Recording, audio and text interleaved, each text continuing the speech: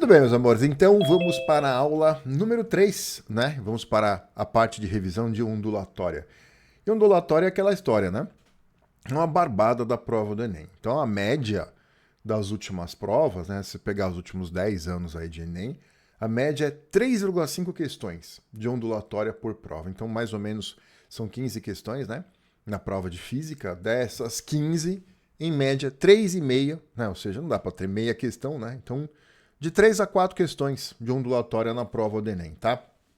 Então vamos, que o bicho vai pegar. Beleza, então vamos lá. Primeira questãozinha aqui, ó. Acompanha.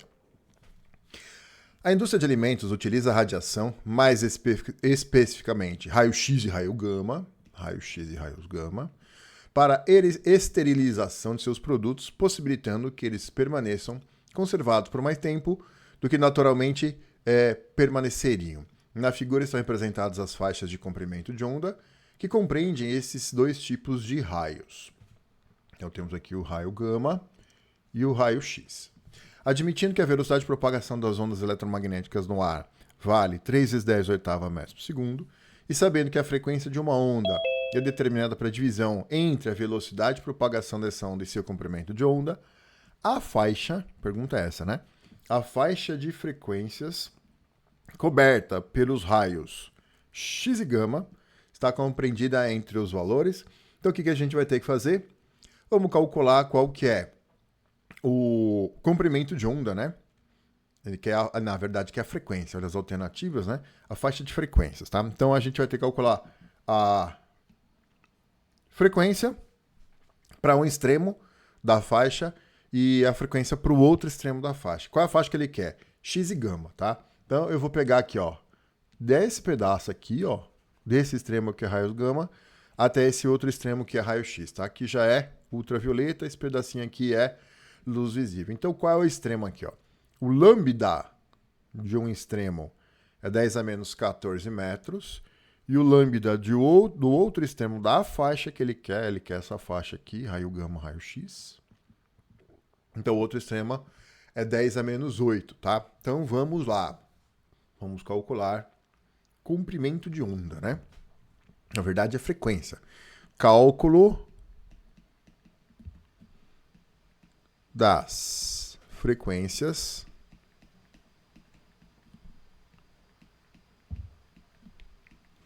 para os extremos da faixa.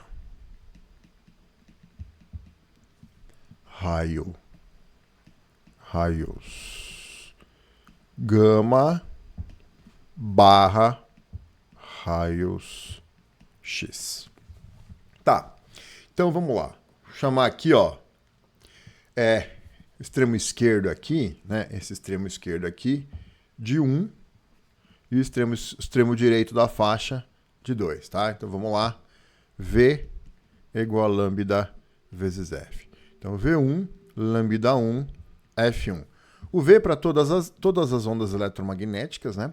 No vácuo, 3 vezes 10 oitava metros por segundo. O lambda desse extremo esquerdo, que eu chamei de 1, é 10 a menos 14. 10 a menos 14 metros. E aí eu vou achar essa frequência F1, tá? Então essa frequência F1 vai ficar 3 vezes 10 oitava dividido por 10 a menos 14. O 10 a menos 14 dividindo passa somando, né? Então vai ficar 3 vezes 10 oitava vezes 10 a mais 14, que dá 10 a 22, é isso? 3 vezes 10 a 22 Hz. Então essa é a frequência do extremo esquerdo dessa faixa. E aí a gente faz a mesma coisa para o outro extremo. V é lambda vezes F. V2 é lambda 2, F2. A velocidade, todas elas no vácuo, mesmo valor, 3 vezes 10 oitava metros por segundo. O lambda desse extremo direito é 10 a menos 8 metros. 10 a menos 8 metros. Né? E a frequência F2 é o que eu vou achar. Então essa frequência F2 vai ficar 3 vezes 10 oitava dividido por 10 a menos 8. Então é 3 vezes 10 oitava vezes 10 oitava, 3 vezes 10 a 16 Hz. Então, a faixa de frequências está entre 3 vezes 10 a 22 e 3 vezes 10 a 16 Hz, não é?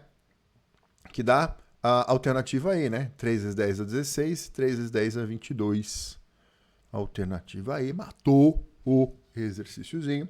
Então, exercíciozinho bem tranquilo, né? De aplicação de relação fundamental da ondulatória.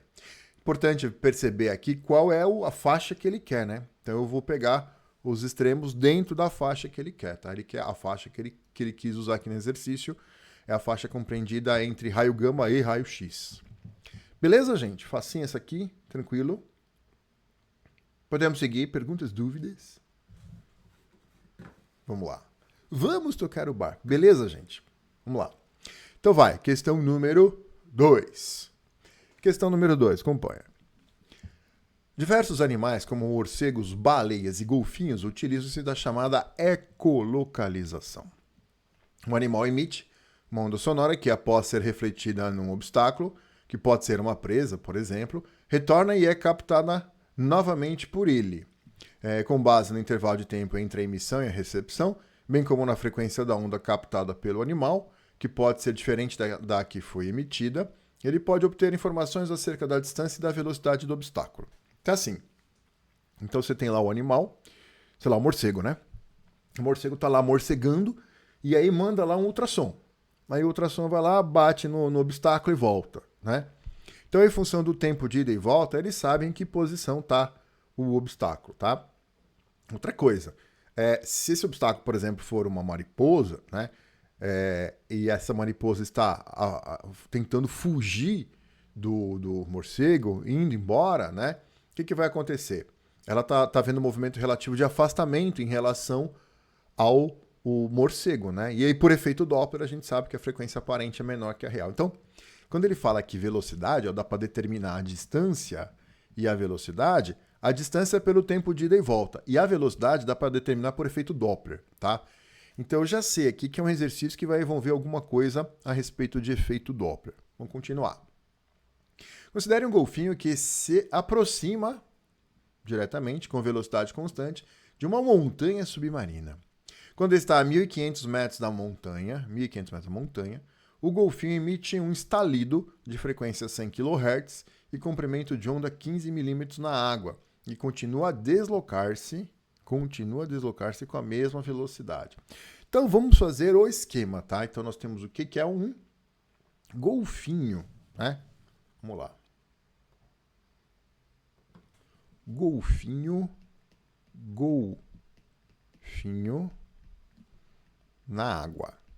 Vamos fazer o esquema do nosso glorioso golfinho dando aquela golfinhada na água. Ele fala de uma montanha submarina, né? Então aqui está o fundo do oceano e aqui temos uma montanha submarina. E aqui está a água. Então aqui está o nível da água, tá? Vou desenhar um golfinho. Na verdade, eu não sei desenhar o golfinho. Então eu vou desenhar como se fosse um peixinho. Aqui, ó. Esse é o golfinho. Beleza? Aí o golfinho, ele manda um estalido, manda um som, né? E este som vai bate lá no teparo, volta, né? E aí ele vai escutar esse som, tá?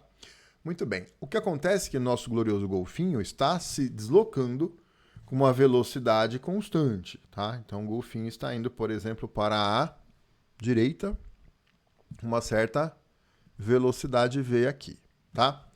Bom, aí ele emite esse som, né? Que é a frequência do som que ele emite é 100 kHz. 100 kHz. Isso aqui é ultrassom, na verdade, né?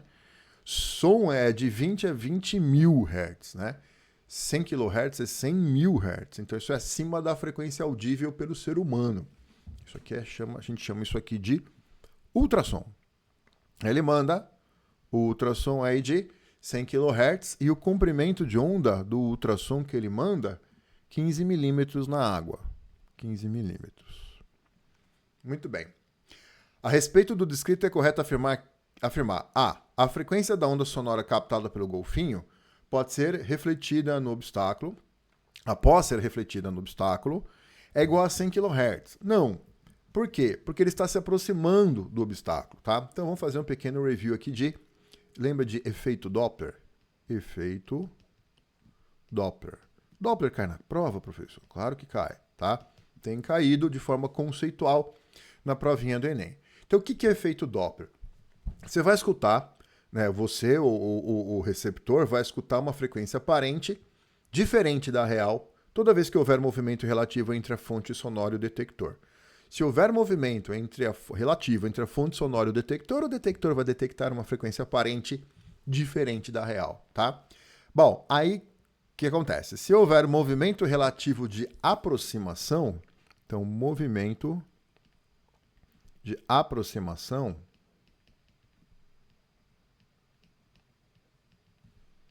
o que acontece? No movimento de aproximação, você escuta uma frequência aparente maior que a real. Maior que a frequência real. Se houver movimento relativo de afastamento, então movimento relativo de afastamento, você vai escutar uma frequência aparente. A frequência aparente, ela é menor que a real. Frequência aparente menor que a frequência real. Bom, grande exemplo, carro de Fórmula 1, né? Quando o carro de Fórmula 1 vai passar, você está lá no autódromo, né? Está sentado lá na arquibancada, o carro de Fórmula 1 passa por você, na aproximação, quando ele está aproximando de você, você escuta um som mais agudo, né? Ou seja, um som mais agudo quer dizer, a frequência é maior, tá? Para o som, frequência maior é som mais agudo, frequência menor é som mais grave, né? Então, na aproximação, o carro está aproximando de você, você escuta um som mais agudo. E aí, quando ele passa por você, você escuta um som mais grave. É um barulho mais ou menos assim, né? Na aproximação, ó. No afastamento, né? Então, na aproximação, o som é mais agudo. E no afastamento, o som é mais grave. Estão comigo? Então, o que está acontecendo aqui? O nosso glorioso golfinho não está aproximando do obstáculo, e esse obstáculo vai refletir esse som, vai bater e vai voltar para ele vai escutar. Como ele está aproximando, ele vai escutar uma frequência aparente maior que a real, né? Então, o golfinho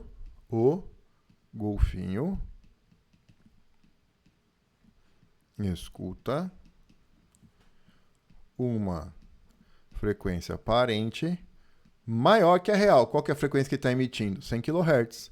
Então ele vai escutar uma frequência maior que 100 kHz. Por quê? Movimento de aproximação.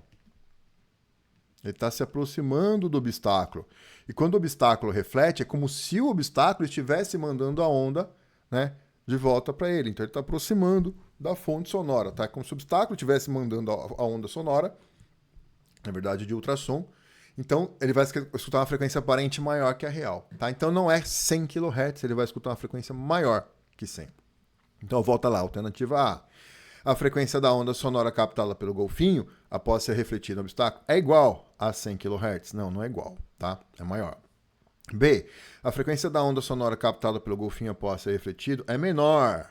Menor? Não, não é menor, é maior. C. A frequência da onda sonora captada pelo golfinho após ser refletida no obstáculo é maior que 100 kHz. Beleza. E o intervalo de tempo entre a emissão e a recepção da onda é igual a 2 segundos. Peraí, então agora vamos calcular quanto tempo ele demora, né? O som demora para ir e voltar, certo? Então o que nós vamos fazer aqui, ó? O golfinho está a uma certa distância aqui, ó, do obstáculo. Essa distância aqui a gente vai calcular, tá? Então, a distância D. Vamos lá. Então, como é que eu faço? O som vai bater e vai voltar, né? Aí eu vou achar, para achar o tempo de ida e volta, né? Na verdade, a distância ele me dá, né? Essa distância D é 1.500. Tá aqui, né?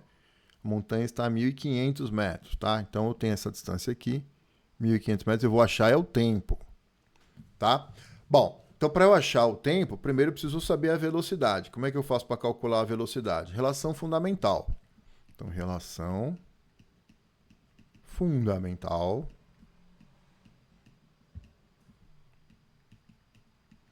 da ondulatória.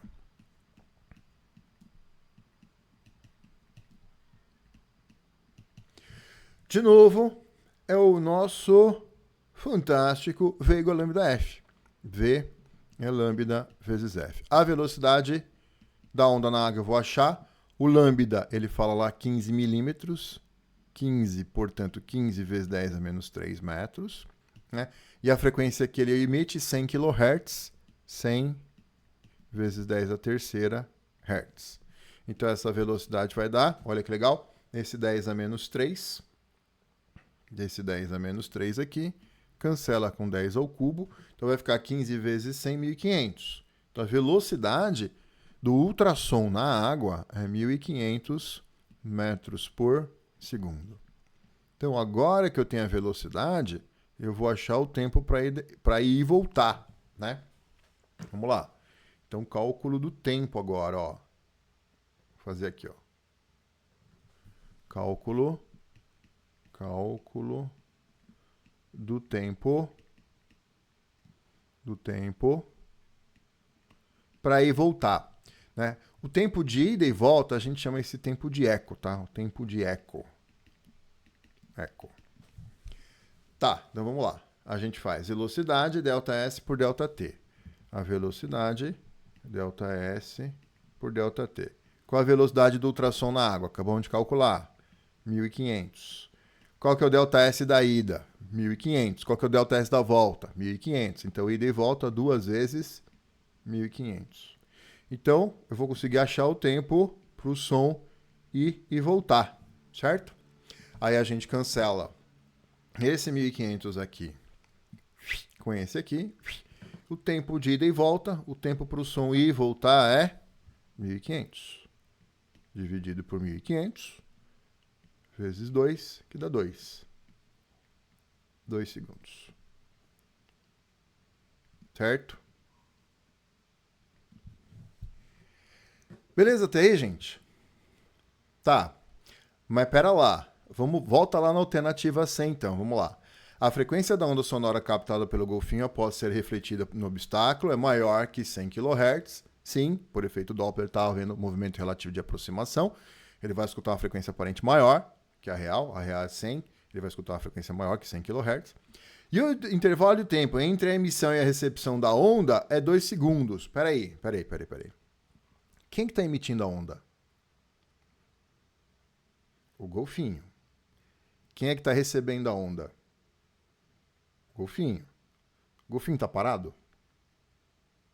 Não.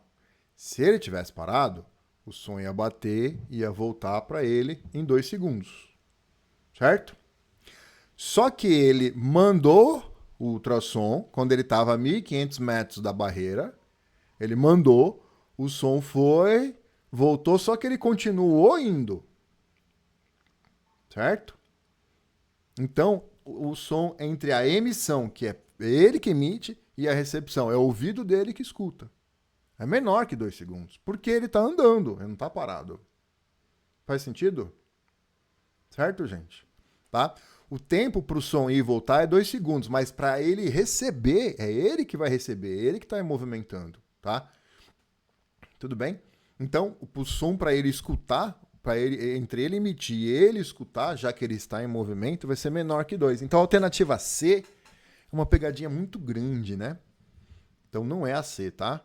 Aqui na D também não é, que ele fala que a frequência é igual a 100. E a alternativa aí, ó. A frequência da onda sonora captada pelo golfinho após ser refletido no obstáculo é maior que 100, é maior, beleza? E o intervalo de tempo entre a emissão e a recepção da onda é menor. Sim, é menor porque ele está se movimentando. Ele fala aqui, ó, continua a deslocar-se com a mesma velocidade, tá? Então a resposta é alternativa I, tá? É a alternativa I. O tempo para o som ir e voltar seria 2 segundos se ele ficasse parado. Mas como ele está em movimento, né, e está se aproximando, vai ser menor que 2 segundos. Beleza, meus amores? Tudo bem?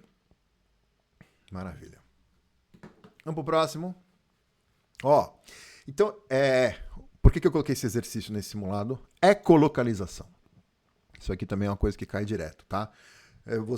Ele te dá a velocidade, né, do ultrassom na água ou num outro meio qualquer, né? Aí você tem o tempo, normalmente é isso, você tem o tempo de ida e volta, aí você consegue achar que distância que você está do obstáculo, tá? Nesse caso, ele deu a distância e perguntava, ou a gente achava aqui o tempo, tá? Então, ecolocalização é uma coisa também frequente na prova do Enem. Tamo junto, podemos seguir. Tá fácil até aí. Você tá acompanhando. Muito bem. Ondulatório é aquela coisa... Eu não sei o que vocês acham de ondulatória. Ondulatória, eu acho que é um momento de relax da prova. Porque não é uma coisa que é, assim, muito difícil, né? Veja, não tem nada vetorial aqui. Não é aquelas coisas de regra da mão esquerda, regra da mão direita, vetor pra cá, entrando, saindo. Não. É tudo númerozinho, né? Tudo escalar. Então, e vocês vão ver que muitas questões, elas são conceituais, tá? É só conceito de ondulatória, tá? Vamos lá. 3. Olha onde caiu essa questão. Aonde, professor? A física resolve. Que beleza. Isso quer dizer o quê? Que eu inventei a questão. Vamos lá. Diz assim, ó. Ondas sonoras podem ser descritas em termos do deslocamento do ar e da variação de pressão. As diferenças significativas entre as duas representações dificultam a compreensão dos aspectos fundamentais da física do som, como a relação entre onda sonora e aquilo que ouvimos. Nosso ouvido é um sensor de pressão. Essa é a quantidade associada à audição, não o deslocamento.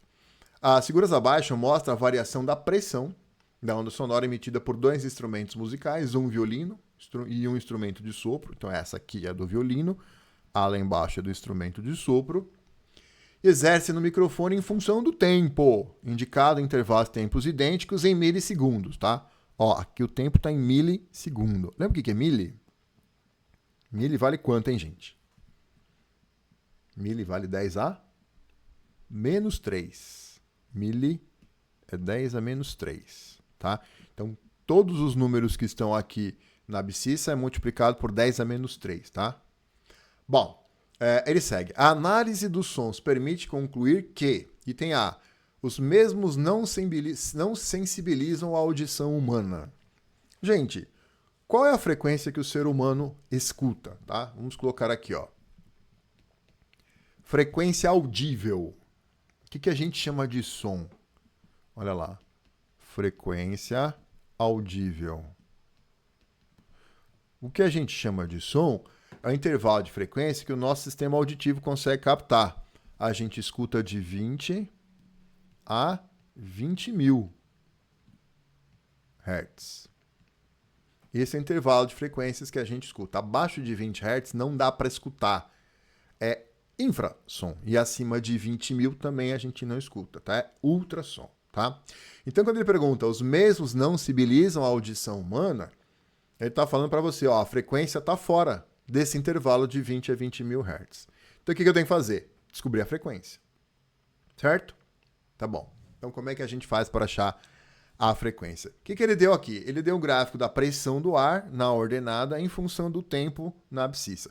Esqueça qual é a grandeza na ordenada. Presta atenção na grandeza na abscissa. Quando a grandeza na abscissa for tempo, a gente vai identificar uma oscilação e a gente vai achar o tempo de uma oscilação, que é o período. Quando a grandeza na abscissa for comprimento, a gente também identifica uma oscilação e aí a gente vai ter o comprimento de uma oscilação, que é o lambda, né? Então, olha para a abscissa. Se é tempo, dá para achar o período. Se é comprimento, dá para achar o lambda. Nesse caso é tempo, então dá para achar o período. O que é o período? Tempo de uma oscilação. Como a onda ela é zoada aqui, o que a gente vai olhar? Cristas e vales, tá? Presta atenção em cristas e vales. Não tenho nenhuma crista em um ponto bonitinho, né? Essa crista aqui, ó, ela não tá sobre o número 1, concorda? Tá, mas eu vou pegar essa aqui mesmo, vai. Essa crista, aí ela repete aqui, né? Concorda? Então, essa distância aqui, ó, essa medida aqui, ó, na horizontal, o que ela é? Ela é o período. É o tempo de uma oscilação. Estão comigo, gente? Bom, começou quase no 1, né? Então começou um pouquinho antes do 1 e terminou um pouquinho antes do 5. Certo ou não? Então é aproximadamente do 1 para o 5. Então o período vale 4. Do 1 para o 5 é 4. 4 o quê? 4 milissegundos, tá? vou chamar isso aqui de som número 1, tá? Esse aqui é o número 1. Esse aqui é o T1. Vamos achar a frequência, tá? Vamos lá. Cálculo da frequência.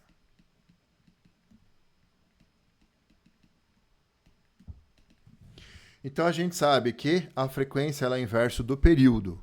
A frequência é 1 sobre o período. Então a frequência F1 é 1 sobre o período T1. Quem que é T1? 4 milissegundos. Mil é 10 a menos 3. Então é 4 vezes 10 a menos 3 segundos. 1 sobre 4, 0,25. O 10 a menos 3 está dividindo? Tá. Então eu posso passar multiplicando, invertendo o sinal do expoente. Sobe como 10 a mais 3. 0,25 vezes 10 ao cubo, 250 Hz. Pergunto, 250 Hz é audível? Dá para escutar 250 Hz? Dá, né?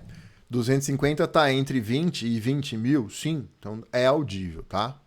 Vou fazer agora a mesma coisa para o som número 2 aqui, ó. Vamos lá. Qual que é o período 2 aqui, ó? Então, 2. Eu vou pegar esse vale aqui, ó, que está quase em cima do número 5. Aqui, ó, esse vale quase em cima do número 5. E esse outro vale quase em cima do número 10.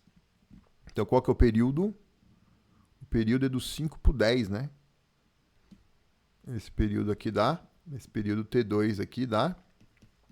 Do 5 para o 10 é 5. 5 o quê? 5 milissegundos. Então, vamos achar a frequência. A frequência é o inverso do período. Então, a frequência F2 é 1 sobre o período 2, que é 5 milissegundos, 5 vezes 10 a menos 3 segundos. 1 sobre 5, 0,2. 10 a menos 3 sobe 10 a mais 3. 0,2 vezes 10 ao cubo, 200 Hz. É audível? É audível. Beleza? Então, quando ele fala lá, alternativa A, os mesmos não sensibilizam a audição humana. Tá errado, né? Porque os dois sons a gente escuta, né? Os dois estão entre 20 e 20 mil Hz, então os dois sons são audíveis. Beleza? Logo, não é alternativa A, tá? Alternativa B, eles têm o mesmo período? Não, deu para ver que o período do um é 4 milissegundos, o outro é 5 milissegundos, então eles não têm o mesmo período. Se eles apresentam a mesma frequência? Também não. Uma frequência é 250, outra frequência é 200 Hz. D, ambos têm o mesmo timbre. O que é timbre? Timbre está relacionado à forma da onda, tá? Então, olha só, o formato dessa onda aqui é diferente do formato dessa onda aqui, tá? Então, a forma da onda é diferente. Vamos colocar aqui, ó, timbre. Quais são as qualidades... Vamos recordar aqui, vai rapidinho. Quais são as qualidades fisiológicas do som? Vamos colocar aqui, ó. Qualidades fisiológicas do som. São 3. Altura, intensidade e timbre. Primeira, né? Altura. A altura está relacionado com a frequência da onda. Frequência. Beleza? Ou seja, som alto é som que tem frequência alta, chamado de agudo, né? Som alto é som agudo. Som baixo é som grave. Anota essa. Som alto é som agudo, som baixo é som grave, tá? Se alguém falar para você assim, professor, fala mais alto que eu não te escuto. Você quer que eu fale mais alto? Eu vou começar a falar assim. Falar alto é falar agudo. Tudo bem? Eu normalmente falo baixo, né? Por que normalmente eu falo baixo? Porque minha voz é grave. Então, normalmente eu estou falando baixo, eu estou falando grave. Alguém toca baixo aqui? Por que o baixo chama baixo? o instrumento musical baixo, né? Por que o baixo chama baixo? O baixo chama baixo porque ele emite sons baixos. Ou seja, ele emite sons graves, tá? Então enfia isso na cabeça. Som alto é som agudo, som baixo é som grave. Som alto é som agudo, som baixo é som grave, tá? Está relacionado à frequência da onda.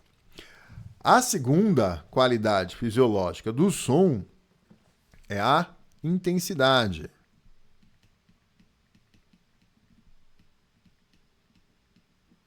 E a intensidade está relacionada com a amplitude da onda. A intensidade, ela diferencia sons fortes de sons fracos, tá? Diferencia sons fortes de sons fracos. Então, o que é um som intenso? Você aumentou o volume. Você aumentou o volume, aí é um som forte, tá? Então, como é que eu falo? Né? Se o som está muito intenso, né? O barulho está incomodando o seu ouvido, né? Você não vai pedir para a pessoa abaixar, não é para baixar. Baixar significa tornar grave, né? Você vai pedir para ela enfraquecer, né? Ou abaixar o volume, né? Quer dizer, tornar o som mais fraco, tá? Então, a pessoa está gritando, você não tem que pedir para ela falar baixo, você tem que pedir para ela falar fraco, tá? Ou se ela está sussurrando, você não está escutando, você tem que pedir para ela falar forte. Tá claro, gente? Pensa no volume, tá? A intensidade, você aumenta a amplitude da onda, pensa no volume, né? Você quer, se não está escutando direito, você pede para a pessoa aumentar o volume, ou seja, para ela falar mais forte, tá? Ou se ela está berrando, você pede para ela falar mais fraco, tá? Falar alto ou falar baixo é mexer na frequência, tá? Estão comigo, gente? Agora, olha que legal.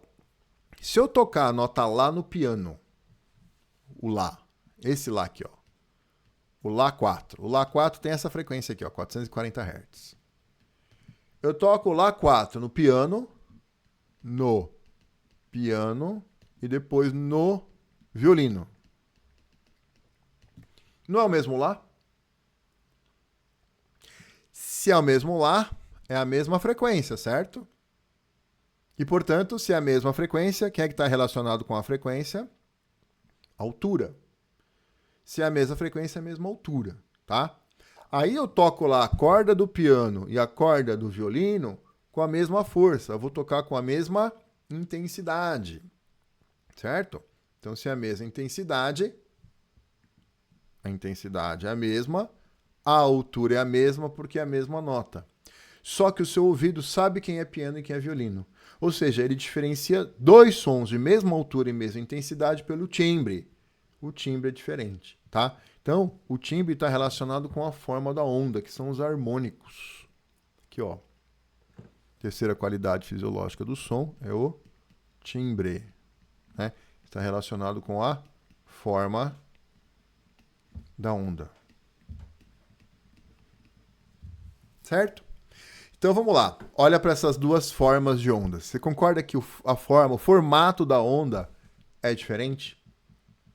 Sim ou não? Tipo assim, ó. Essa ondinha aqui, ela tem o mesmo formato dessa, tá? Aí o timbre é igual. Agora, a ondinha de cima e a ondinha de baixo tem um formato diferente. Aí o timbre é diferente. Estão acompanhando, gente? Então, olha para o formato dessas duas ondas aqui. O timbre é o mesmo? Não. Eles apresentam timbres diferentes, tá? Então, vamos colocar aqui, ó. Som 1 e som 2. Tem timbres diferentes. Timbres diferentes.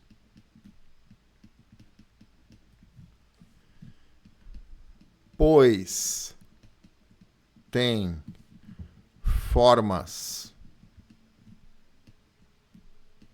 de ondas diferentes.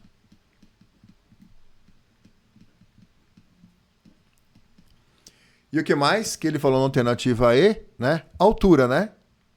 Então, O som 1 e o som 2 têm, né, timbres diferentes, pois tem formas de ondas diferentes e alturas diferentes. Por quê? Porque tem frequências diferentes. Pois tem frequências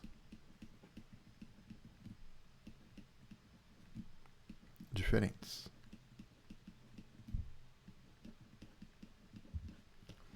Estão comigo? Tudo bem? E qual dos dois sons é mais alto, então? Fala pra mim, qual desses dois sons é mais alto? Quem é que está relacionado com a altura? Frequência. Som alto, som ser mais alto significa ter frequência maior, ser mais agudo. Qual dos dois tem a frequência maior? O 1 ou o 2? O 1, né? A frequência do 1 é 250, a frequência do 2 é 200. Tá? Então o som 1 é mais alto que o som 2. Beleza? Então eles têm frequências diferentes, portanto alturas diferentes, e as formas de onda são diferentes, os timbres são diferentes. Essa é a resposta, então, a alternativa aí. Matamos o exercício, tá? Meus amores, lembre-se disso, tá? Qualidades fisiológicas do som, tá? Isso aqui tem caído bastante. A outra coisa, a amplitude, né? Se você reparar aqui, ó, se eu pegar aqui, mais ou menos o pico maior aqui, ó, da linha média, isso aqui é amplitude, ó. Né? Eu pegar aqui do pico maior para a linha média, amplitude do 2. É mais ou menos igual, né? As duas amplitudes são iguais? Sim, se as amplitudes são iguais, quem é que tem amplitude igual? Né? Quem é que está relacionado à amplitude? A intensidade. Então, o som 1 e o som 2 têm mesma intensidade também. Eles têm mesma intensidade, têm timbres diferentes e frequências e, portanto, alturas diferentes, tá? Deu para ver, gente? Beleza? Tá? Então, a altura está relacionada com a frequência, a intensidade está relacionada com a amplitude e o timbre está relacionado com o formatinho da onda, tá? Isso vai aparecer na sua prova. Podemos seguir, vamos para a questão número 4. Acompanha. A figura a seguir representa um aparato experimental para demonstração de ondas estacionárias. Ondas estacionárias. Tá bom, falou onda estacionária, qual é a primeira coisa que tem que piscar na sua cabeça? Antes mesmo do seu próprio nome. Gente, onda estacionária. Isso aqui, ó. A distância entre dois nós consecutivos é chamada de fuso. A distância de dois nós consecutivos é chamada de fuso e vale sempre lambda sobre 2. Falou onda estacionária, tem que lembrar disso, tá? A distância entre dois nós consecutivos é um fuso e vale sempre lambda sobre 2. O experimento é conhecido como gerador de ondas estacionárias, é composto por um vibrador, um dinamômetro, uma corda e uma base sólida de fixação do aparato. Sabe-se que a corda utilizada tem um comprimento de 1 metro e massa igual a 10 gramas. Considerando a onda estacionária gerada no momento em que a foto do experimento foi registrada, e o fato de, nesse instante, o dinamômetro indicar a força de tensão de 156,25 newtons, a frequência de vibração da fonte é... Então tá bom. Então, ele está perguntando a frequência da fonte. Então a gente tem onda estacionária em cordas, tá? Então, qual é a primeira coisa que a gente vai lembrar aqui, ó? Vamos lá. Qual é o desenho? O que o desenho está nos dizendo? A gente tem aqui, ó, um nó aqui, um nó aqui, um nó aqui, um nó aqui. A distância de um nó a outro consecutivo vale quanto? Lambda sobre 2. De um nó a outro consecutivo vale lambda sobre 2. Lambda sobre 2. Lambda sobre 2. Certo? Mas, isso aqui, meus amores, desse ponto para esse ponto, é o tamanho da corda. E ele fala no texto que o tamanho da corda vale 1 metro. Certo? Então vamos lá. do desenho temos. Analisando o desenho, o que a gente conclui? 3 fusos, 3 lambda sobre 2 é igual o tamanho da corda, né? Eu não tenho 3 fusos? 1, 2, 3. 3 fusos, 3 vezes lambda sobre 2, que é o tamanho de cada fuso, é igual ao tamanho da corda, que é 1. Né? Então, a gente tira aqui que o lambda vale 2/3 de metro. Então, a primeira coisa que a gente conclui é o comprimento de onda analisando a figura. Para isso, eu tenho que ter sempre em mente que quando ele falar onda estacionária, tem que piscar na minha cabeça isso aqui. O fuso vale sempre lambda sobre 2. Eu conto quantos fusos tem, lembro que cada fuso vale lambda sobre 2, igualo com o tamanho da corda. Beleza? Bom, aí o que ele vai querer? Ele vai querer achar a frequência, né? Tá, basicamente a gente vai usar V igual a lambda F. O lambda eu tenho. Para achar a frequência, eu preciso da velocidade. Como é que eu faço para achar a velocidade quando ele falar de onda na corda? Falou de onda na corda, tem que piscar na sua cabeça a relação de Taylor, tá? Vamos usar ela. Né? Onda na corda, onda na corda. Então, a gente vai usar a relação de Taylor, tá? Toda vez que aparecer onda na corda, posso usar a relação de Taylor. Como é que é a relação de Taylor? Velocidade do pulso transversal na corda é raiz quadrada da força de tração pela densidade linear da corda. Eu quero achar a velocidade para poder jogar ela no V igual a lambda F, tá? Eu não tenho a velocidade. Muito bem, vou achar a velocidade. A força de tração, ele falou aqui, ó, 156,25 newtons. Muito bom. E a densidade linear, μ, vamos calcular aqui de canto, tá? Aqui, ó. A densidade linear, ela é a razão entre a massa e o comprimento da corda. É a massa sobre o comprimento. A massa é 10 gramas, isso aqui é 10 vezes 10 a menos 3 quilograma, que é 0,01 quilograma, tá? Então, a massa no sistema internacional 0,01 e o comprimento da corda é 1 metro, ele falou. Então, a densidade linear desta corda é 0,01 quilogramas por metro. E essa densidade linear é o que eu vou jogar ali. Então, jogo aqui, ó, 0,01, né? Então, esta velocidade vai ficar raiz quadrada de... Esse 0,01, ele é 10 a menos 2, ele sobe como 10 a mais 2, então vai ser raiz de 15.000, né? 625. Né? E essa velocidade vai nos dar 15.625, 125 a raiz? 15.625, isso aí, 125. Então, 125 metros por segundo. Tá? Então, achamos a velocidade. E, finalmente, eu vou agora na relação de Taylor, né? Relação de Taylor, não, relação fundamental. Relação fundamental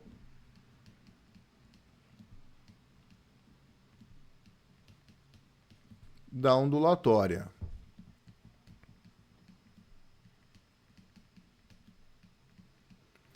É o clássico V igual a lambda F. V é lambda vezes F. O V a gente achou aqui, ó, 125. O lambda a gente achou analisando o desenho, 2/3 de metro. Então eu vou achar a frequência. Então a frequência vai ser 125 vezes 3 dividido por 2. Vezes 3 dividido por 2 vai dar 187,5.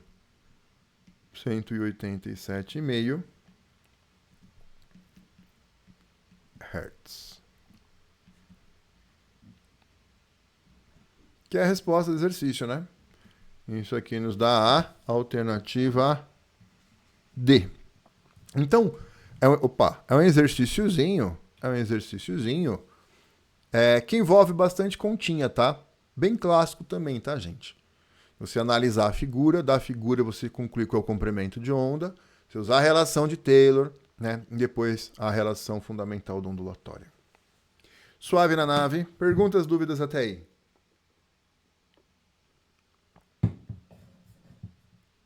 Tá tranquilo? Beleza? Tudo certo, tudo tranquilo, tudo na santa. Maravilha. Meus amores, é isso então, né? Vamos para o próximo exercício, então.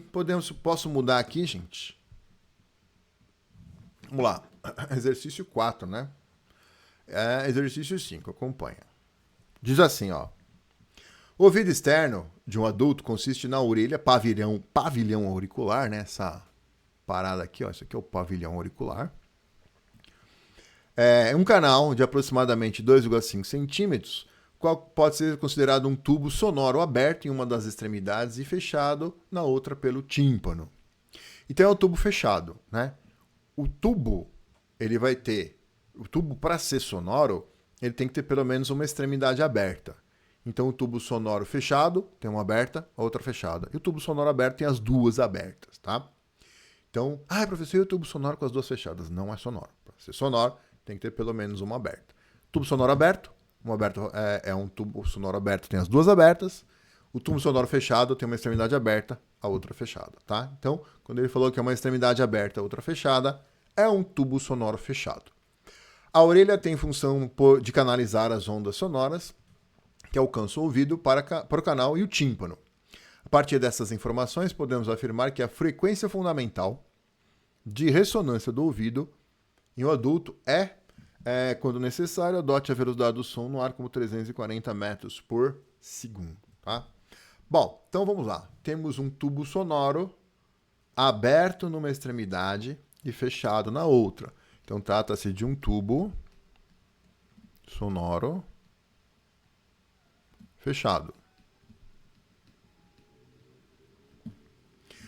Tubo sonoro fechado, ele ressoa, tamanho do tubo, ele é igual a um número ímpar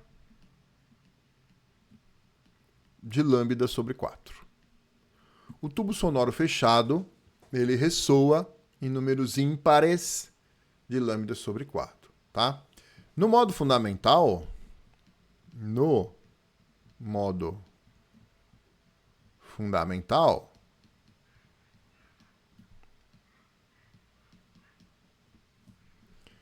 temos n igual a 1, né? Então, o tamanho do tubo,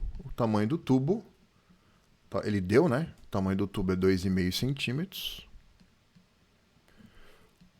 O número ímpar é 1. E eu vou achar o lambda. Então, daqui a gente tira que o lambda é 4 vezes 2,5, 10 centímetros, também conhecido como 0,1 metros.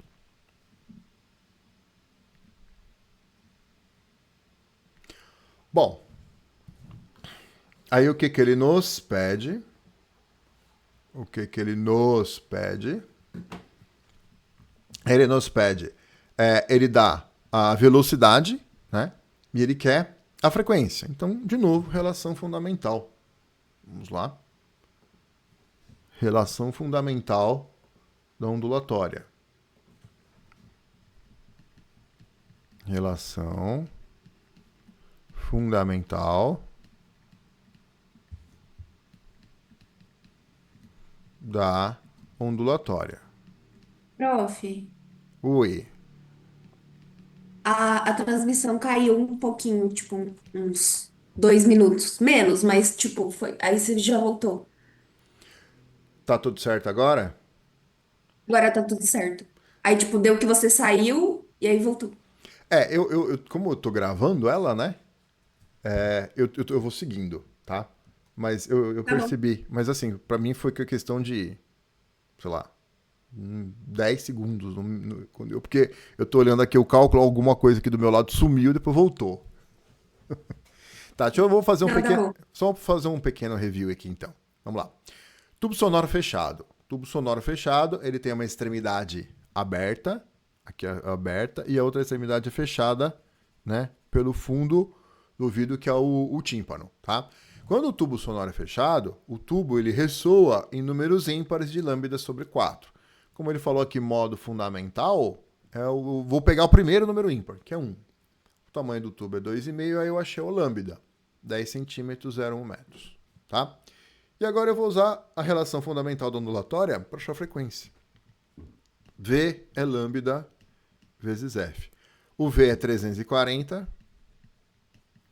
o lambda é 0,1, e aí essa frequência vai nos dar 340 sobre 0,1, 3.400 Hz. Matamos o exercíciozinho, bem clássico de tubo sonoro, né? Isso dá a alternativa D de Drauzio Varela. Beleza, meus Ô, amores? Douglas, Eu vejo todos vocês aqui agora, hein?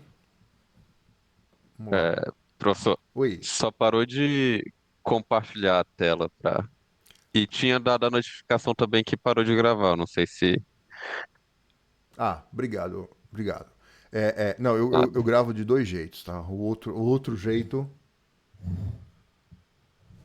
está gravando. Que susto.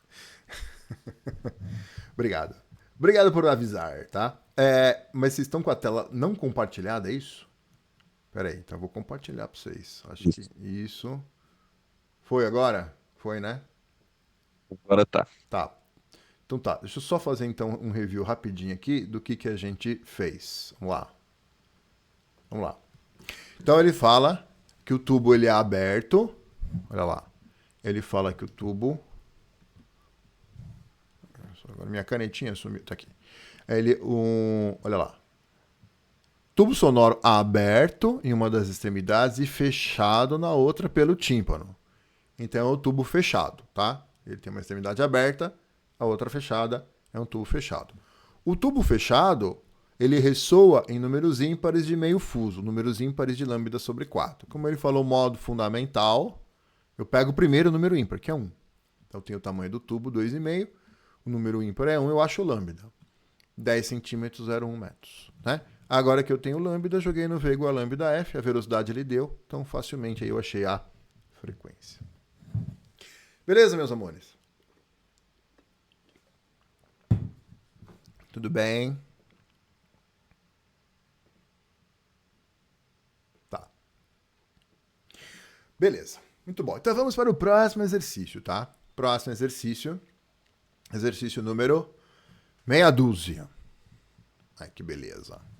Eu comi um pedaço das alternativas aqui, né? Mas dá pra ver. Vamos lá. Diz assim, ó. O home theater é um sistema de som multicanal no qual várias fontes sonoras são posicionadas ao redor do observador, proporcionando uma sensação mais imersiva e realista daquilo que é visto na TV. Testando seu home theater recém-comprado, uma pessoa liga somente as caixas de som A e B, que estão posicionadas à distância de 3 metros e 2 metros, respectivamente, em relação ao observador, conforme mostra a figura abaixo. Tá? Então, a caixa A, a caixa B. Tá. As duas caixas são idênticas e emitem ondas sonoras em fase. Pelo amor de Deus, grifa aí, ó. Em fase. Em fase. A mesma intensidade e a frequência 0,85 kHz. Sabendo que a velocidade de propagação do som no ar é 340 metros por segundo, indique a alternativa correta, tá? Então vamos lá. Então, as alternativas corretas aqui, né? Então essa aqui é a alternativa A, essa é a B, C, D. Opa. A, B, C, D aqui e aqui, tá? Então vamos lá. E tem A, o comprimento das ondas sonoras emitidas que chegam no observador é meio metro, tá? Bom, eu tenho a velocidade, eu tenho a frequência, dá para achar o lambda. De novo, relação fundamental da ondulatória. Vamos lá. Relação fundamental da ondulatória.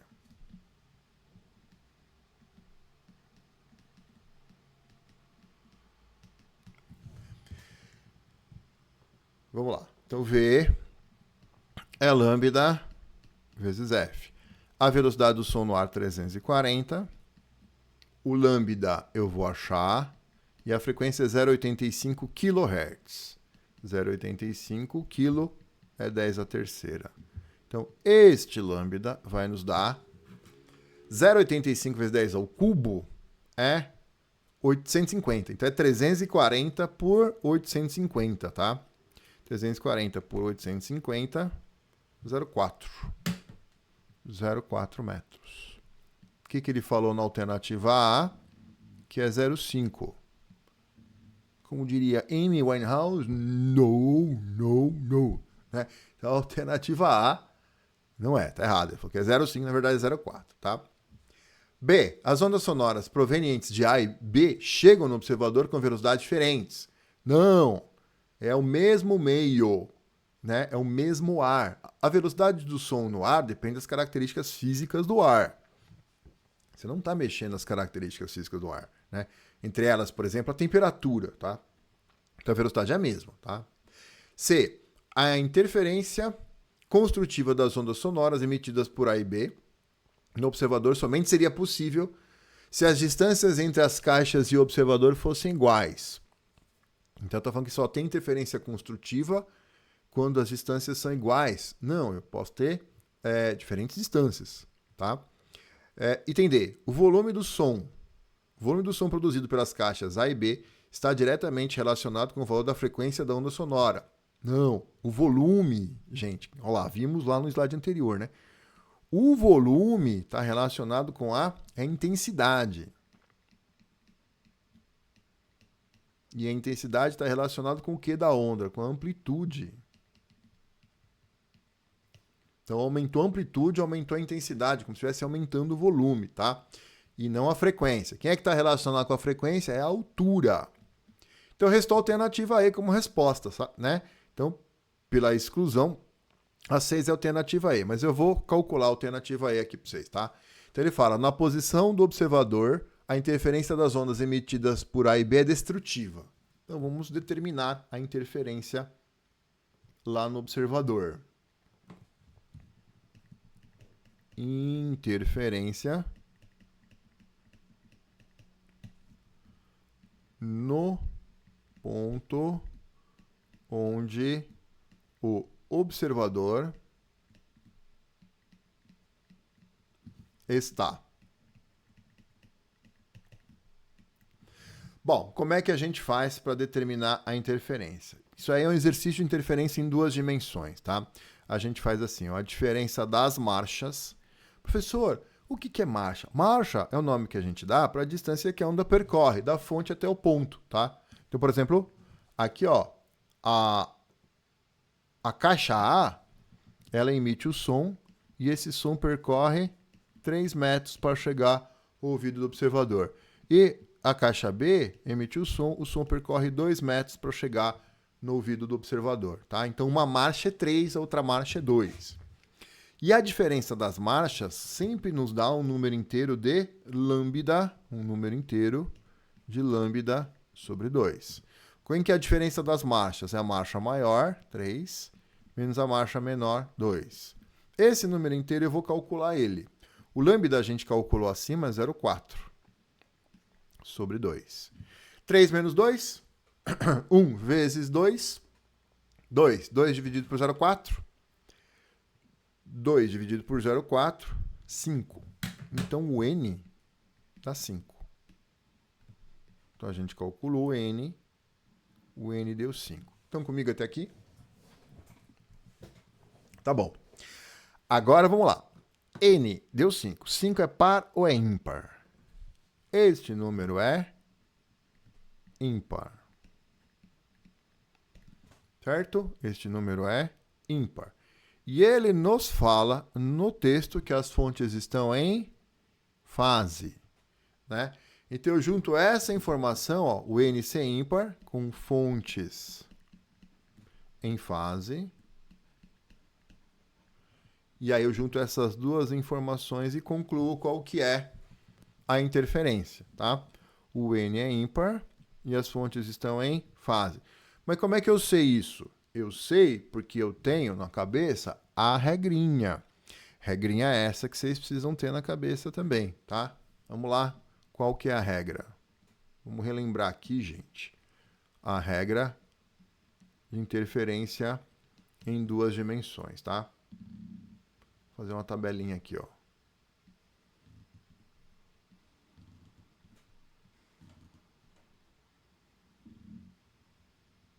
A regrinha é assim, ó. Vamos lá. Fontes em fase. Aqui, fontes em fase. E aqui embaixo, fontes em oposição de fase.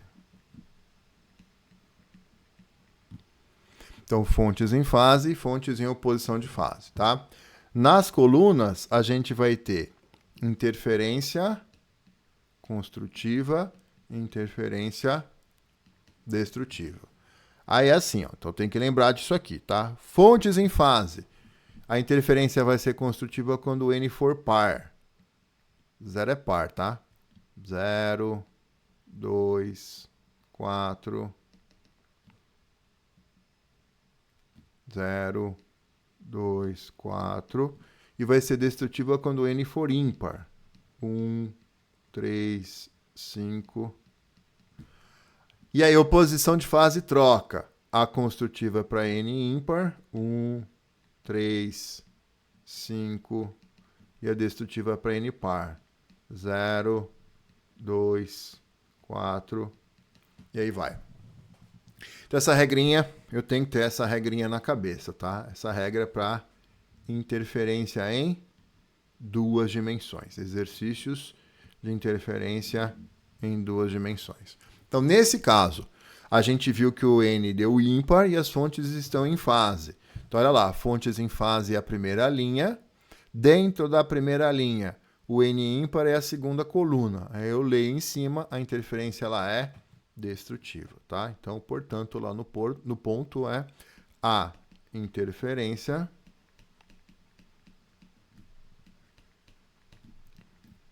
é destrutiva.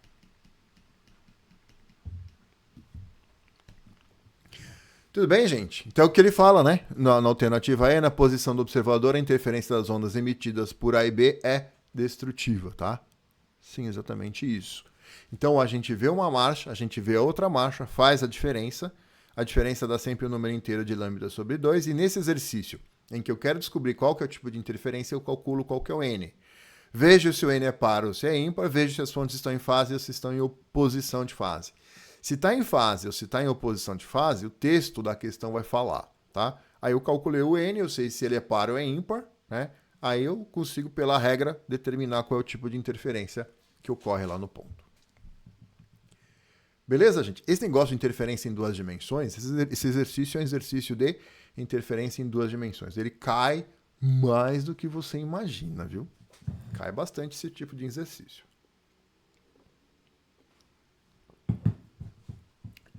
Beleza? Podemos seguir então, minha gente. Vamos tocar o barco. Let's touch the boat. Vamos lá. Exercício número 7. Olha onde caiu. Física resolve. Que beleza. As fotografias 1 e 2 mostradas a seguir foram tiradas da mesma cena. A fotografia 1 permite ver, além dos peixes submersos, a luz do sol refletida na superfície da água. Então você tem uns peixinhos aqui e tal, mas dá para você ver aqui, ó, claramente, né? Uma mancha clara, que é a luz refletida na superfície da água. Muito bem. Aí ele segue. Na figura 2, a luz refletida foi eliminada por um filtro polarizador, colocado na frente da lente da câmera fotográfica, permitindo-se observar com clareza os peixes dentro da água. Esse tipo de filtro polarizador é utilizado nas lentes dos óculos de pesca, que é esse aqui, tá? Aqui está o nosso óculos de pesca. A explicação para se observar os peixes com clareza na fotografia 2 é que, alternativa A, a luz proveniente dos peixes dentro da água não é polarizada. E o eixo de polarização das lentes dos óculos está na horizontal. Então é assim, ó. Vamos lá. Resumidamente, é assim. O Sol, ele vai mandar luz, né? E essa luz que chega aqui na Terra, o Sol manda luz com a luz polarizada em todas as direções. O que é luz polarizada, né? Bom, primeiro passo. Só faz sentido falar em polarização da onda para a onda transversal, tá? A onda eletromagnética, ela é transversal. Então, todas as ondas eletromagnéticas dá para a gente passar um filtro polarizador, tá? Elas são polarizáveis, né? E aí, o que dá a direção da polarização da onda eletromagnética é a oscilação do campo elétrico. Muito bom. E aí o Sol pode mandar a luz com a luz polarizada na vertical, o Sol pode mandar a luz com a luz polarizada na horizontal, o Sol pode mandar a luz com a luz polarizada assim, polarizada assado. A gente fala que a luz do Sol é não polarizada. Quando essa luz do Sol não polarizada,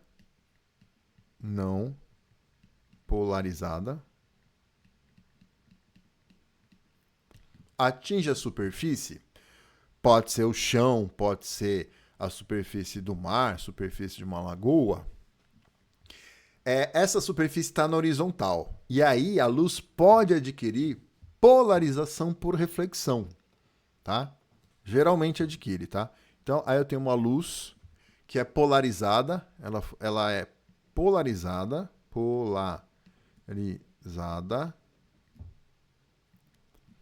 por reflexão.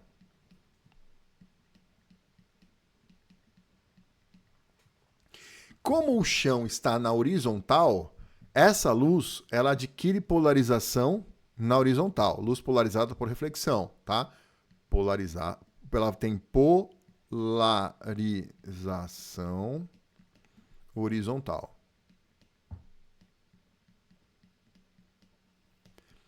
E aí o que você quer fazer?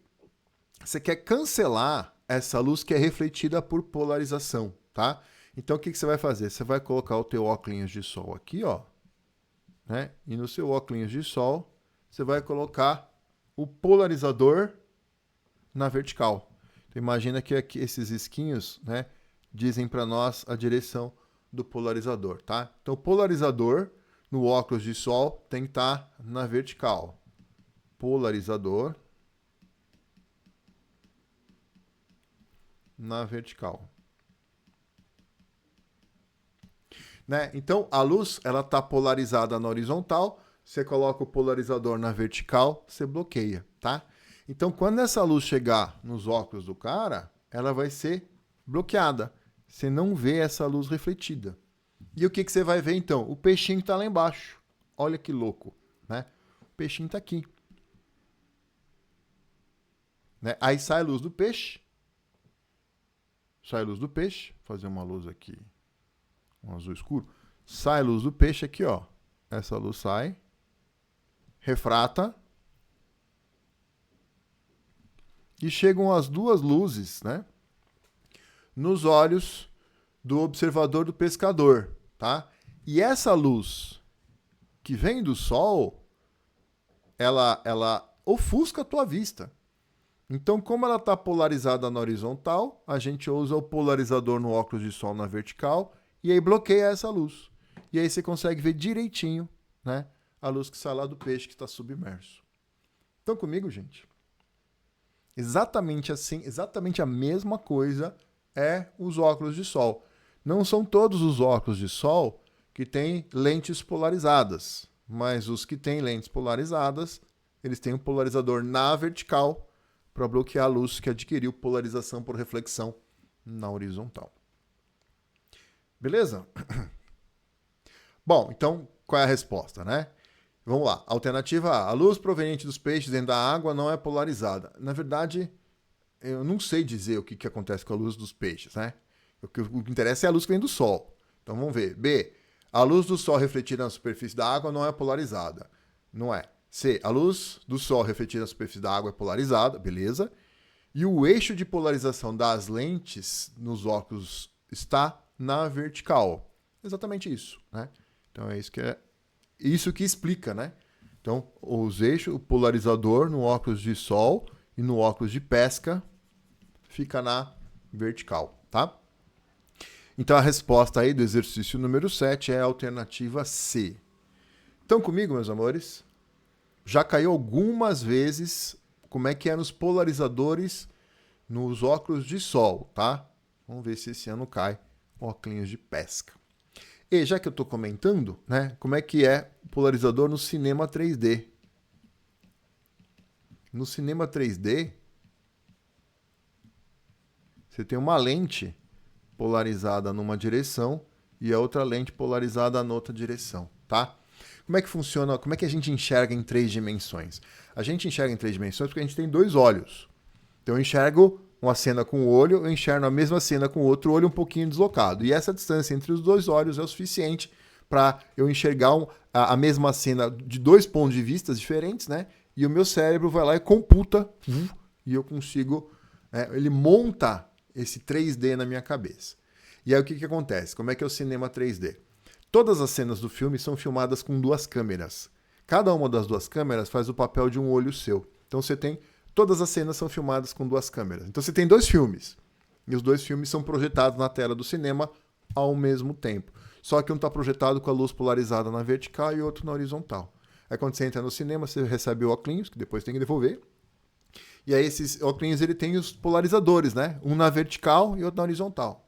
O da vertical deixa a luz polarizada na vertical passar e bloqueia a luz que está polarizada na horizontal. E o polarizador na horizontal deixa a luz polarizada na horizontal passar e bloqueia o que está na vertical. Com isso você enxerga um filme com cada olho e o teu cérebro monta o 3D. Tá? É assim que funciona cinema 3D. Tá? Então são 3 óculos de polarizador que podem cair na tua prova. Óculos de sol e óculos de pesca. Mesma coisa. Os polarizadores têm que ficar na vertical. E óculos do cinema 3D, um na vertical e outro na horizontal. Beleza? Vamos pro próximo. Tá acabando, tá acabando. Exercício número 8. Vamos lá. Leia o texto seguinte sobre os impactos do sonar de navios e seus efeitos na vida marinha. Não é de hoje que cientistas sabem que o sonar de navios impacta a vida marinha, mas só recentemente é que um novo estudo publicado pela Royal Society explica as causas do impacto desse som nas baleias. Os mamíferos marinhos são os que mais sofrem com o sonar. Atordoados com barulho, os animais nadam milhares de metros e oscilam mergulhando em direção ao fundo do mar e de volta à superfície. O resultado, segundo o estudo, é a união de um efeito doloroso de descompressão e bolhas de nitrogênio no sangue. O sonar de um navio pode produzir um barulho ensurdecedor, variando de 170 a 196 decibéis. Isso aí, para um ser humano, é um negócio realmente ensurdecedor, tá? Se for som, for numa frequência que o ser humano escuta, 170, 196 decibéis chega a ser tortura, tá? E pra baleia, né? É a mesma coisa, tá? Então realmente é bem nocivo para a audição dos bichinhos. Assinale a resposta que corretamente indica os principais fenômenos ondulatórios envolvidos na utilização de sonares nos navios e submarinos que fazem o mapeamento do fundo marinho e localizam a posição e velocidade de cardumes e outros objetos submersos que se aproximam, se afastam, que tem impacto da vida marinha. Então, já fizemos isso em outro exercício, né? Posição. O ultrassom vai lá e bate e volta. Em função do tempo de ida e volta, dá pra gente calcular a distância. Então a gente acha a posição, né, pelo tempo de ida e volta, tá? E se está aproximando ou se está afastando, é por efeito Doppler. Então vamos lá, bate e volta é reflexão, tá? Aproximando ou afastando, efeito Doppler. Ou seja, reflexão e efeito Doppler, alternativa D. Exercício conceitualzinho de fenômeno ondulatório, bem tranquilo. Deu para entender, gente? Né? O ultrassom vai lá, bate e volta, em função do tempo de bater e voltar, a gente sabe a distância. Bater e voltar é reflexão, né? E a gente sabe se está aproximando, se está afastando pela frequência aparente, né? A gente calcula a frequência aparente, ou o equipamento mede a frequência aparente. Se a frequência aparente for maior que a real, está havendo movimento relativo de aproximação. E se a frequência aparente for menor que a real, movimento relativo de afastamento. Muito bom. Eu gosto dessas questões aqui. Você leu e marcou, né? Muito bom. 9. A única questão do Enem que eu botei aqui, hein? Vamos lá. As notas musicais, assim como a grande maioria dos sons encontrados na natureza, são complexas e formadas pela superposição de várias ondas senoidais. A figura apresenta 3 componentes harmônicas e a composição resultante, construídas na mesma escala para um instrumento de sopro. Essa composição carrega uma assinatura sônica, ou timbre, do corpo que a produz. Essas componentes harmônicas apresentam iguais, então as componentes, tá? Então eu tenho a componente harmônica A, componente harmônica B, componente harmônica C, tá? E aí o resultado das 3 juntas. Bom, vamos lá. Primeiro passo. Desenha a linha média. Primeiro passo, desenha a linha média. A linha média vai cortar a onda bem no meio, tá? Então, essa aqui é a linha média. A linha média aqui. A linha média aqui. Na última componente, a linha média aqui. Beleza? Vamos lá. Aí olha as alternativas, ele fala amplitude, frequência e velocidade. O que é amplitude? Amplitude é a distância da crista até a linha média. Então, olha, da crista até a linha média, volta lá, da crista até a linha média, essa medida aqui é a amplitude, tá? Então, essa é a amplitude da componente A. Da crista para a linha média. Também dá 2 quadradinhos. Essa é a amplitude da componente B. E aqui também, né? 2 quadradinhos, ou 2 linhas, né? Amplitude da C. Então, as 3 têm a mesma amplitude, tá? Então, essas componentes harmônicas apresentam iguais amplitude. Então, amplitude é igual. Beleza. Outra coisa, comprimento de onda, né? Vamos ver o que é comprimento de onda. Veja, eu não sei se a grandeza aqui na horizontal, ele não fala no texto, se a grandeza na horizontal é tempo ou é comprimento, tá? Eu vou imaginar que seja comprimento. Se for comprimento, eu pego a distância de uma crista a outra, consecutiva.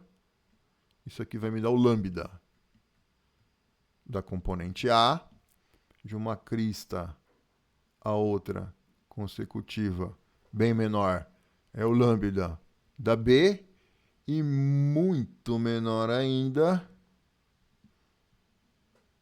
muito menor, o lambda da C. Então, vamos lá, vamos colocar aqui, ó. As 3 componentes têm o que a gente acabou de ver? Primeira coisa, a gente viu amplitudes diferentes.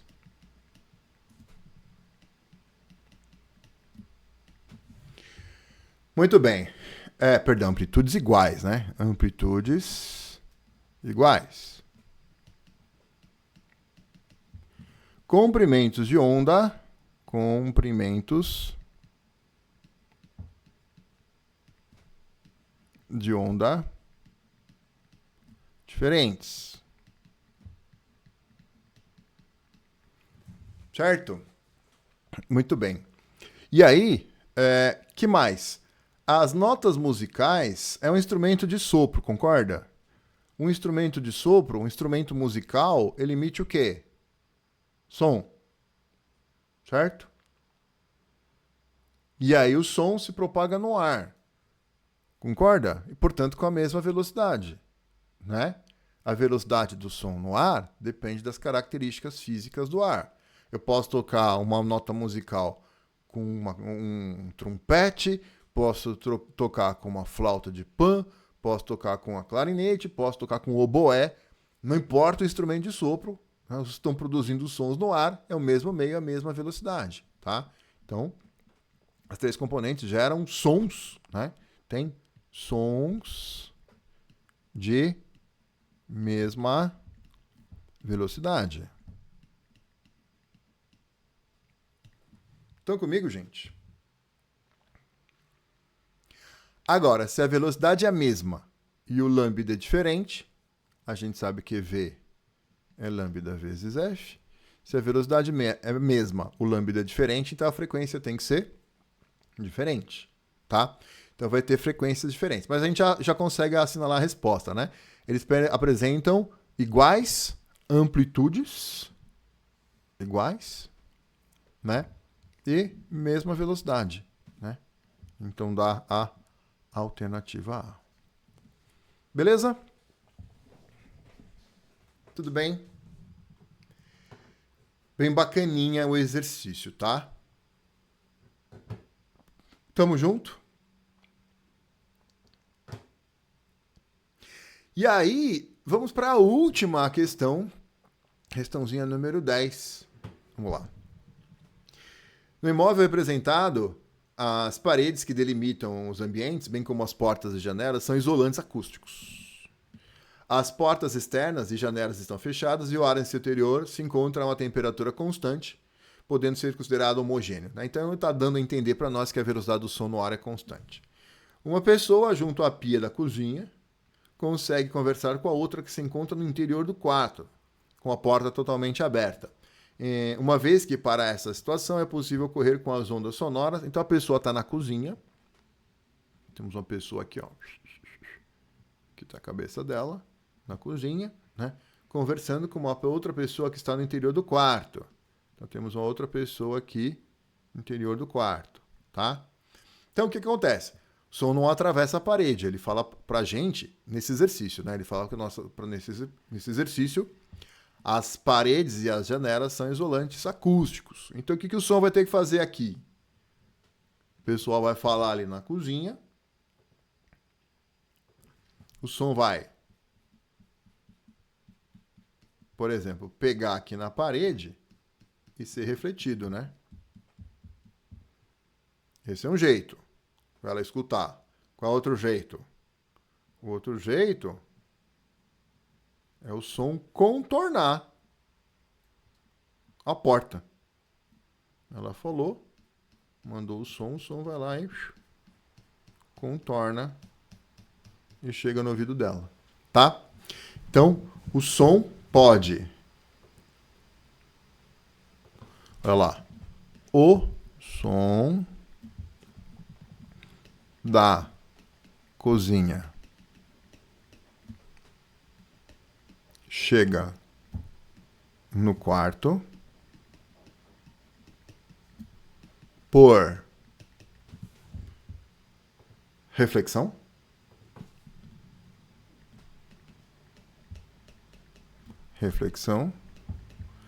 ou ele pode contornar. Como é que se chama a propriedade da onda contornar? Difração.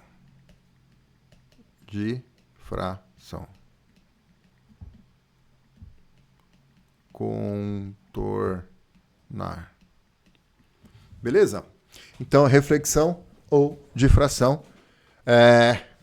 Ela não vai mudar de meio, é o mesmo meio, mesmo ar. Então, não é refração, tá? Então, reflexão e difração apenas. Isso nos dá a alternativa D. Tudo bem?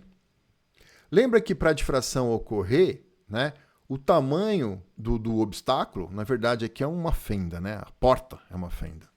O tamanho da fenda, por onde a onda vai passar, tem que ser parecido com o comprimento de onda, tá? A fenda, a porta, mais ou menos 1 metro. O lambda do som está na faixa de milímetros a metros, tá? Então, no nosso dia a dia, o som contorna muito bem esses obstáculos. Tá? Se eu começar a falar aqui, minha esposa vai escutar ali, né? Se eu mantiver a porta aberta, porque o som consegue contornar. Agora, se eu ligar uma lanterna aqui, né? A lanterna vai contornar o corredor e chegar lá na cozinha? Não vai, né? A luz não vai contornar. Por quê? Porque o lambda da luz é muito pequeno. O lambda da luz é da ordem de 10 a menos 6 metros. Então a luz não difrata? A luz difrata. Mas para a difração ocorrer, o lambda tem que ser parecido com o obstáculo. Como o lambda da luz é muito pequeno, o obstáculo tem que ser muito pequeno também. tá? Então, no nosso dia a dia, a gente não observa a difração da luz, tá? Então, a difração consegue contornar uma teia de aranha, por exemplo. A espessura da teia de aranha é muito fininha, tá? Então, como o lambda da luz é muito pequeno, o obstáculo tem que ser muito pequeno. Já o lambda do som está na faixa de milímetros a metros, né? Então, os obstáculos do nosso dia a dia estão nessa faixa de milímetros a metros, né? O som contorna bem, ó. Você tá aqui falando, então levanta, você tá vendo um show, né? Um cara, sei lá, uma sala de aula, o professor tá falando ali na frente, e você tá aqui assistindo a aula, aí um cara na tua frente levanta, né? Você deixa de ver o professor, mas o som contorna, a pessoa continua chegando no seu ouvido. Você não deixa de escutar o professor falando. Você deixa de ver ele, né? O som contorna a pessoa, o som difrata numa pessoa. A luz não. Por quê? Porque a luz, o comprimento de onda da luz é muito pequeno, então o obstáculo tinha que ser muito pequeno também. Estão comigo, gente? Então, meus amores, cuidamos a ondulatória, hein? Graças a Deus, Jorge e Matheus. E o que vai ter na próxima aula? Tananã, eletrodinâmica. Gente, preparei uma listinha de eletrodinâmica muito bacana, tá? Beleza? Então, próxima aulinha a gente vai ver eletrodinâmica. Aguardem, hein? Beleza?